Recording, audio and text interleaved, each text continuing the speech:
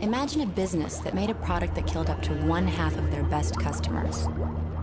It wouldn't kill its users suddenly, but slowly and insidiously through poisons that cause or exacerbate cancer, heart disease, strokes, and lung disease. Imagine that the companies knew their product was deadly and addictive, but kept manufacturing it anyway. Imagine that the companies spent billions of dollars every year to replace their dying customers through advertising campaigns that hook new users, especially young ones, by making the product look fun, sexy, and inviting. Meet the cigarette.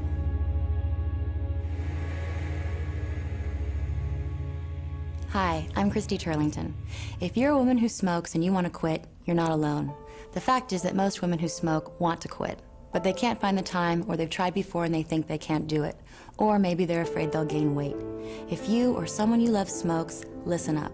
You can quit, and when you do, you'll know how good it feels to take control of your health. It might be hard, but it's worth it. If you smoke, quitting for good is the single most important thing you can do for a healthy life. I know because I'm one of the women who has kicked the habit. It's one of the best things I ever did. In view of the continuing and mounting evidence from many sources, it is the judgment of the committee that cigarette smoking contributes substantially to mortality from certain specific diseases and to the overall death rate. By 2025, 27 years from now, 500 million people worldwide will die of tobacco-related disease. That's a Vietnam War every day for 27 years. That's a Titanic every 43 minutes for 27 years. How did it happen that this deadly product, claiming the lives of 430,000 Americans each year, became so popular? You've come a long way, baby. Introducing new Virginia Slims, the slim cigarette for women only, tailored for the... We may have come a long way in some ways, but when it comes to tobacco, women have taken many steps back. Today, there are many more deaths in this country each year from lung cancer than breast cancer. Women with breast cancer have, 85, 90% 5-year survival rates. For women with lung cancer, it's only about 16% who live 5 years beyond the time of diagnosis. The #1 cause of cancer deaths in women is lung cancer. The rate of lung cancer in women has increased by 600% in the last 50 years.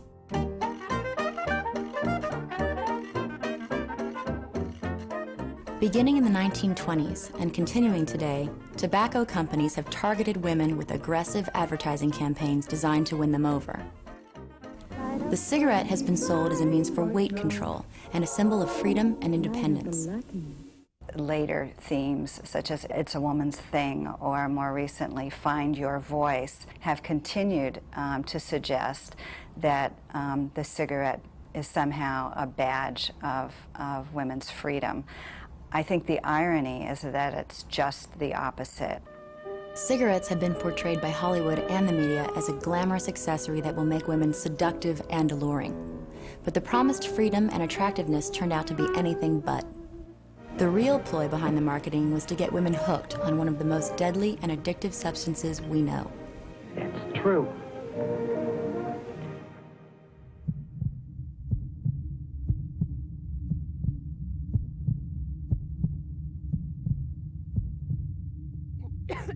It won't happen to me.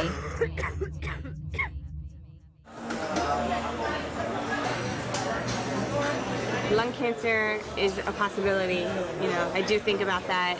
I have watched things on emphysema and, it's very scary. I guess it's just not the way I visualized myself dying. Maybe that sounds weird, but I've always just figured I'll, live till I'm old and get hit by a truck when I'm 70. My father died of lung cancer. He was 64. It was a senseless death because it could have been prevented.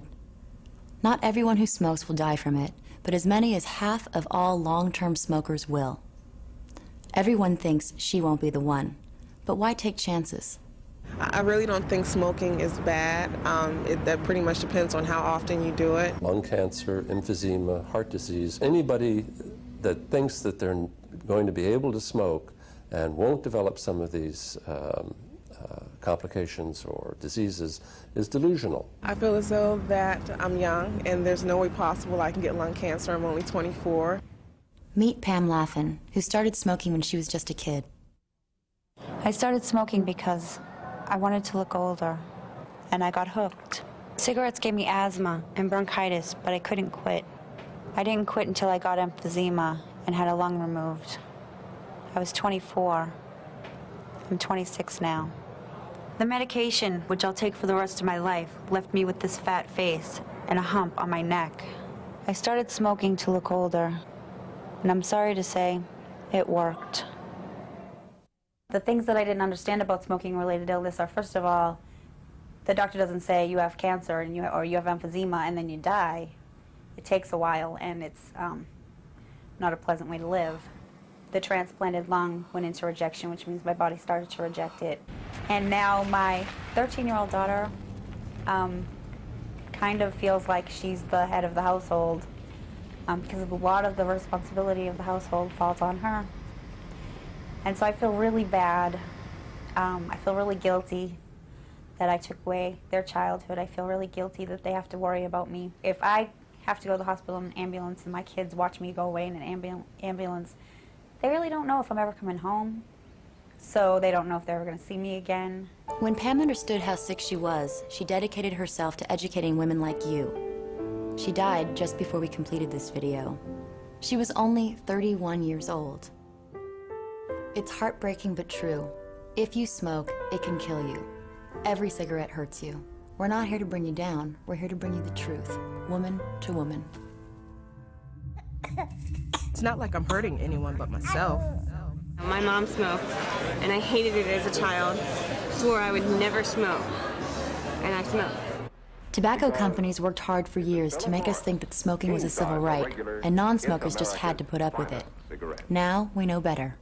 The California Environmental Protection Agency estimates that secondhand smoke, sometimes called environmental tobacco smoke, or ETS, causes 35,000 to 62,000 deaths a year from heart disease in non-smokers. That number includes our husbands, our families, the ones we love. I have a 5-year-old little boy, and he tells me all the time, Mom, you're going to die when you smoke. Listen to your kids. Environmental tobacco smoke is especially dangerous for babies, young children, older people, and people with health problems. Secondhand smoke causes asthma, lung infections, and even sudden infant death syndrome. The Surgeon General came out with a report on secondhand smoke, and the Environmental Protection Agency recognizes cigarette smoke as an environmental danger. And I can tell you personally of people that I know who never smoked but died of lung cancer. I'm not hooked. I don't really think it's that hard to stop. Most people probably do. I don't. It's more, I think, of a mind challenge. I'm not really hooked, per se. We know that almost all smoking starts in the teenage years before people really are thinking at all about long-term health consequences. And many young people who smoke say, oh, I won't be smoking in 5 years. I can't see myself married with kids and smoking. There's no way. I guess it's just because of the age I'm at right now. All that's pretty much a myth, because most kids who were daily smokers as teens are still smokers 5 years later. Almost every smoker I've ever talked to started out believing she could quit whenever she wanted. So let's look at all the facts. Nicotine is one of the most addictive drugs known to man and one of the most destructive substances in our society. In the beginning, it might not have been known that the nicotine was the addictive substance in cigarettes. But the cigarette companies found that out quite quickly. A lot of what the tobacco companies knew decades ago has now come to light in recently released internal industry documents. The cigarette should be conceived not as a product, but as a package. A product is nicotine. Think of a cigarette pack as a storage container for a day's supply of nicotine. Think of a cigarette as a dispenser for a dose unit of nicotine. Think of a puff of smoke as vehicle of nicotine. We now possess a knowledge of the effects of nicotine far more extensive than exists in published scientific literature. Moreover, nicotine is addictive. We are then in the business of selling nicotine, an addictive drug. You raise your right hand. Do you Compare what these secret documents reveal to what the CEOs of these same companies were saying in public. Yes or no? Do you believe nicotine is not addictive? I don't believe that nicotine or our products are addictive. I believe nicotine is not addictive. I believe that nicotine is not addictive.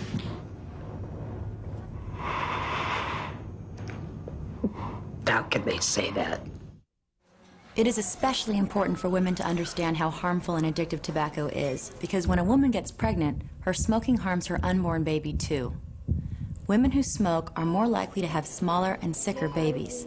Women smokers are also more likely to be infertile and have more miscarriages than non-smokers. Some women say, well, I'll quit the first time I become pregnant. It's very important not only to encourage women to quit smoking either before or at early stages of pregnancy, but to remain quit after the baby is born, because only about a third of the women who successfully quit smoking during pregnancy remain non-smokers after the baby is born. Despite all that we know about how dangerous it is, many women continue to smoke during pregnancy. It's so much better never to start.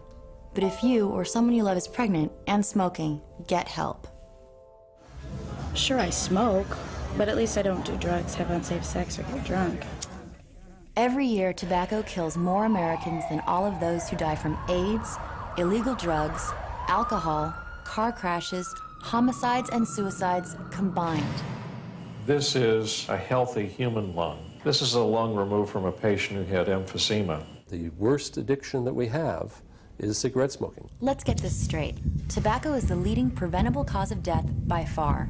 Almost half of all long-term smokers will be killed by tobacco. Some deaths cannot be prevented. Tobacco deaths are completely preventable. It's better to smoke because if I quit, I'm gonna get fat. All of my friends that are smokers that's one of the reasons why they keep smoking, because they're so afraid of gaining weight. Women are much more concerned about their weight than are men. Cigarette companies know this and want you to think that smoking will help keep you thin. Let's hear from some women who have successfully quit. I didn't gain any weight. I think that if you implement some daily exercise into your life, some other types of physical activity, maybe walking, as opposed to standing outside and having a cigarette. People who quit smoking, on average, gain a few pounds. What would you rather have? A few extra pounds, or bad breath, yellow teeth, smelly clothes, losing several dollars, if not $5 or $6 a day to an industry which is ultimately very likely to make you a victim and to claim you in an early death. And if you think that smoking makes you look good, think again. Don't look at the pictures. Don't look at the Virginia Slims and, they're free, alive with freedom. Follow a smoker around and look at how crippling it is. My nails were yellow and brittle. My skin was, dry. I'm not even going to get into the number of men that I missed out on dating because they didn't date girls who smoked. I smoke light cigarettes so I won't get hurt as much. Something wonderful. The cigarette companies knew when people started worrying about the health effects of smoking. They made changes in cigarettes to make smokers think they were smoking safer, calling them light and pure. These changes were part of a long-running public relations campaign to hide the real health hazards of cigarettes, to keep current customers smoking, and to attract new smokers. That didn't deter me from smoking them because they were light. Why wouldn't they be better for you? What I found with cigarettes that are supposed to be light and supposed to be, I guess, better for you is the idea is that you just smoke more of them because there's less nicotine, so you feel like you haven't gotten your full hit and you need another one. It's interesting that since filtered cigarettes have been developed and have become more popular, the types of lung cancer that people get, including women, has changed. There's no such thing as a safe cigarette. And the poisonous ingredients in cigarettes aren't just limited to tar and nicotine. Here's a typical recipe for a cigarette. Lead, ammonia, a household arsenic cleaner, used in rat poison, benzene used in making butane gas used in lighter carbon fluid. Monoxide, a poisonous gas, DDT, a banned insecticide, polonium-210, a cancer-causing radioactive element. I've tried to quit, but I can't. if you're paying attention to the news now, then you know that smoking's dangerous, but at this point, how do you stop? But I think I could quit one by one. You know, I just can't, like, okay, I'm throwing this pack away, I'm not smoking ever again. No, I can't do that. It's not a sign of weakness if you have to use a patch to quit smoking. It's a sign that you've determined that you're going to improve your health, and this is the way you're going to do it. But I just think about what my life felt like before I was smoking again, and it was a much better place to be, and I'd like to go back there. The good news is you can quit, and there's help. It might not be easy, it may not happen the first time, but there are 50 million Americans who have quit. That's more than who still smoke. There are also exciting new developments in pharmaceutical therapies that can help. I think it's very important to emphasize that it's never too late to quit smoking. Don't stop trying. I tried several times to quit, and I was finally able to do it. Don't be discouraged. It takes time. I mean, you're literally changing your life. I'm strong. I have to be strong. I am strong. And you really have to get your mind in that sense that you're not going to, you know, that control, that you are now in control, not the cigarette. Every time you don't give into that urge, you feel so good. You're so happy that you didn't smoke. And then you're like, ah, you feel better. It's past. Your hands don't smell. Your hair doesn't smell. You don't have to hide it and run and brush your teeth and hide it from anybody. You know, you're just happy with yourself that you didn't give in. Now that you know you're not alone in this, reach out for help. For great quitting tips, visit the Centers for Disease Control and Prevention's website.